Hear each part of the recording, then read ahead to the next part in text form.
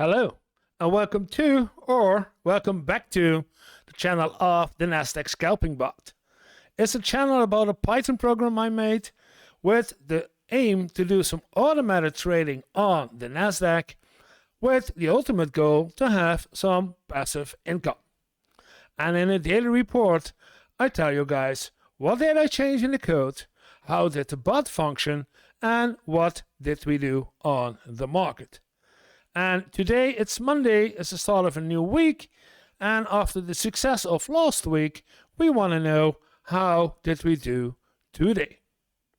If you want to know too, let's get it.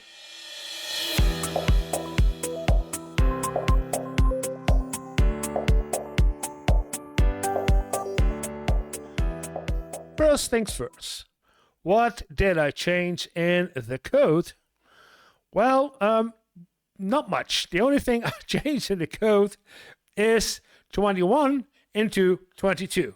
In other words, I changed the hour, the summertime hour, back into the program, and that's all I did change in the code. Of course, we're still testing with the new AI configuration. And that's it for what we can say about changes in the code. Now let's go on to the, before we go on to the bot, I want to show you this one. And if you look with me, you see we had a lot of trades today. And I'm not sure if I really want to have this in the code, if I'm not going to compress this somehow, that this is too much of opening and closing. But we will see how it goes in the next couple of days, because the market is not exactly a good point now to do some kind of trading. But let's discuss that later in the video. So let's leave the code and go to the bot.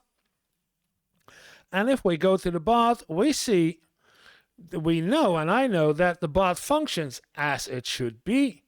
No problems there, no errors, nothing about API errors or crashing. Or I corrected the problem with the balance. That was a small error in the variables I sent through to the user interface. So it was a small problem, but fixed rather fast.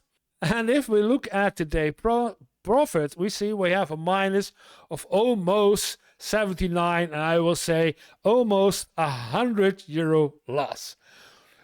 Yeah, that's not good, but yeah, understandable, because let's take a look at the market. Oh boy.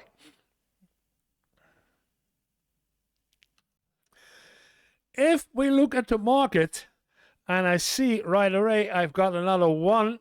I just cleared this before I starting the video. There's another one. I have a profit of 42 cents after a loss of €1.93. But not going to do this. We're going to take a look at the reports of today. And if we look at the reports, we see we had a lot of contracts opened for today. Starting at, what was the earliest one? Are we there yet? March 20. Oh, it's way too much down. Come on. Yeah, the report generator is not that great. Today, I guess I need to scroll down more carefully, because I know we had a lot of trades.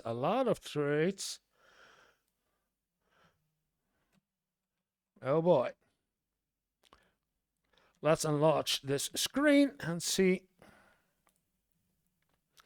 if I can see not how many trades. I want to know how many trades, but I need to see where are we in the line. This is today, with the last one 10:15 p.m. And I've got to go down. 7 a.m., 5 a.m., 4 a.m. There it is. Today, yeah. 3:30 a.m., I had the first position opened, and it closed. It was a position closed, of course, with a minus of 354. I want to know how many contracts there were opened. I got a count, but I will cut it out or speed it up in the video, because I want to know how many trades did we make. 1, 2, 3, 100.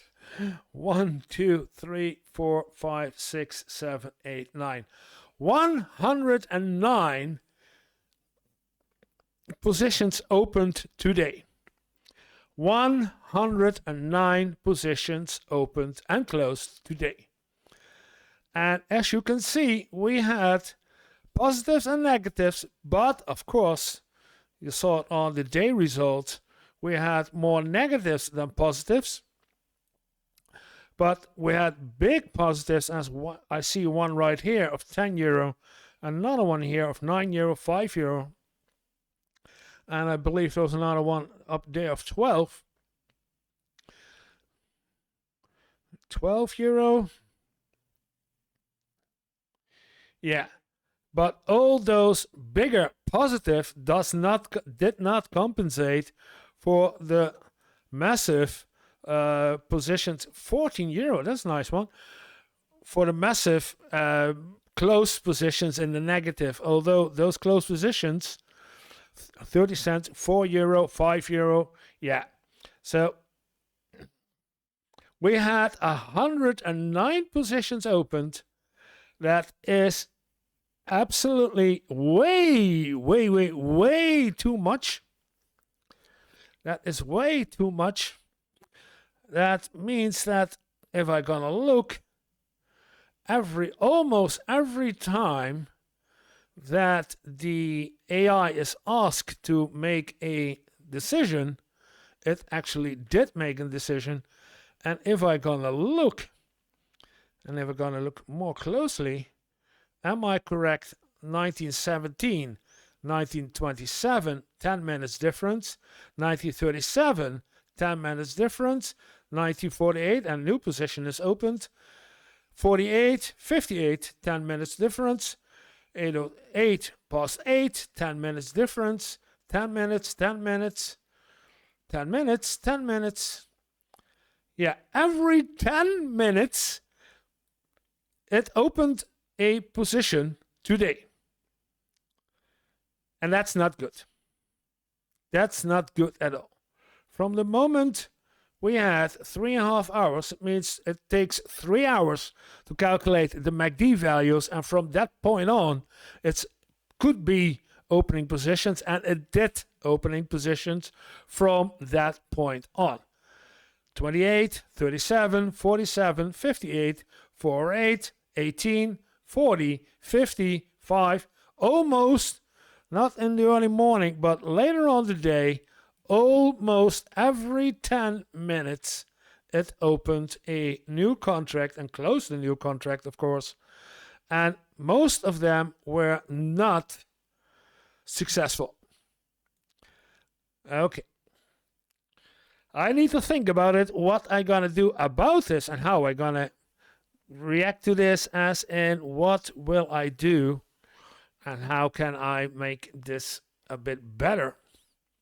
That's for me to think about it. And if we're going to look at the bot right now, and you see the market he opened a new one, positive of €1.16 right now.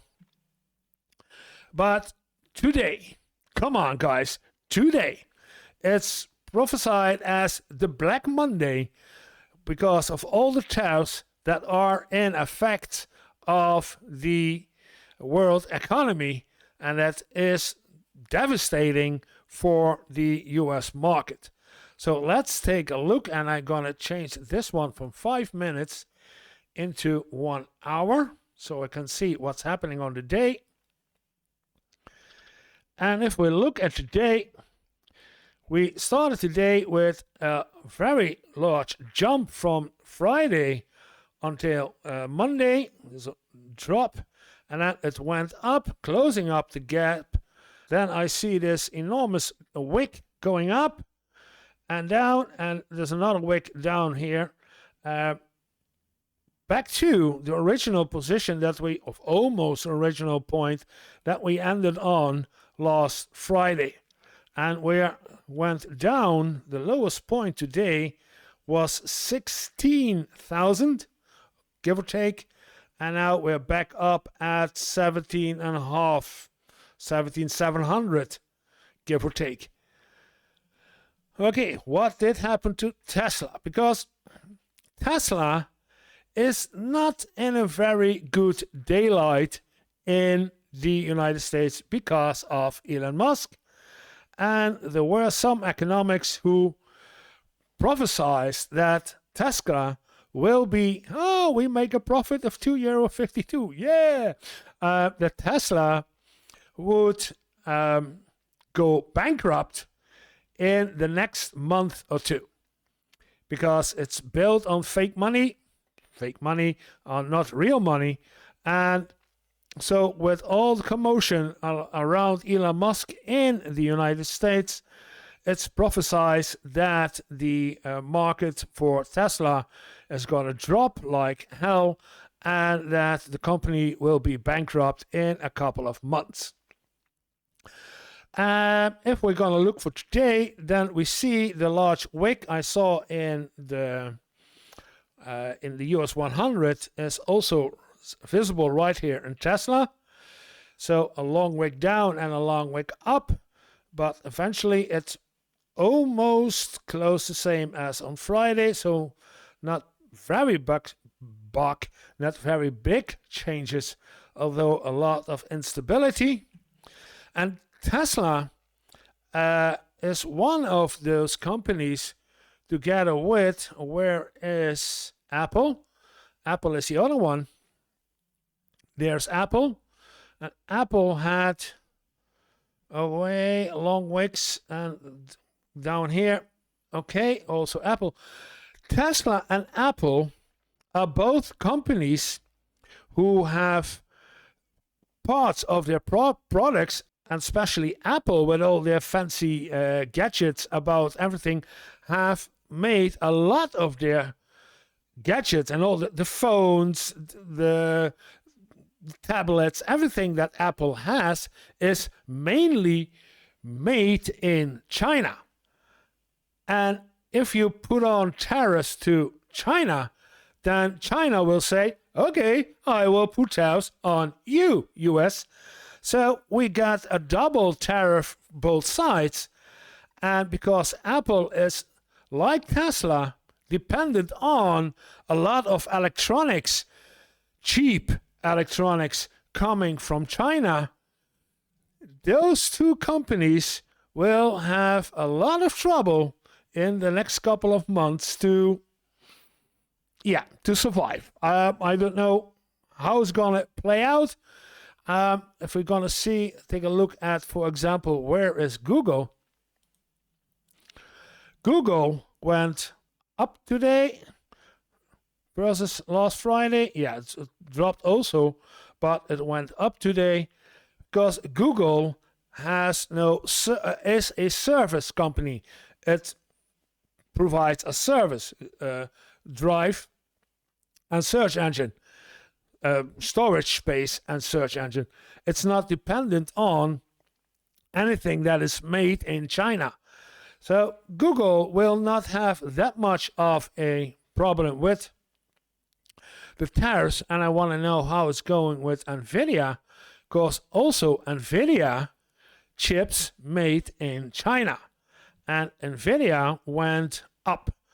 Although I see we had a resistance right here, and it's already way down resistance, and now back up to resistance level. So maybe I'm going to change this, but let's see. So NVIDIA has chips coming in from China. I don't know. They had also those two long wicks, but more in the blue candles, while Tesla had, I believe, Yeah, long, also long wicks, much smaller. I thought red candles, but those are all blue candles. Which one? That had Apple red. Yeah, Apple. Apple had red candles. So, yeah, Microsoft not dependent on China products. It's because it's software, so it's not dependent on them. They went very good, very good. They went good enough, and then we have Amazon. Yeah, Amazon. You see, the same candles as that we saw in the US 100. A lot of companies were struggling today. They had a large sell-off, and then the buyers step in and they bought a lot of shares back from the market, in this case from Amazon. And then somebody else thought, oh, as you're going to buy, then I'm going to sell, and sold off the other ones. So that's what we see in Amazon. That's what we see on Apple. We saw this on Microsoft, and we see this on Tesla. And NVIDIA, what do we? Intel. Intel Corporation, same. Two very long wicks either way. And Meta, as a service company, does not have that much to do with China. So, but they also went back up. This is the top 100, the Nasdaq for United States, and it's been told it's gonna be a Black Monday. There's gonna be a massive sell-off, and there was a sell-off, as you can see, but it's not that massive sell-off as was expected. So let's take a look at the VIX for today. Then I'm gonna take the day, of course. Whoa. Yeah. Yeah, there was a high volatility today on the market. As you can see, there was a high volatility, but red high volatility, which means there was a lot of buying power. And while we're taping the video, another position is opened. So I don't think that the war, quote, quote, is really on, but we will see how this will go in the next week. That said, we know if we have this kind of activity on the market, no matter what, my bot is not sophisticated enough to do this, and it's completely clear that, let's take the bot view with it, that almost 100, it's now 94, and almost 100 euro loss is logical. It's a big one, but if you look at the candles right here also, they're not touching each other. They're jumping up and down, green, red. This is devastating for the bot.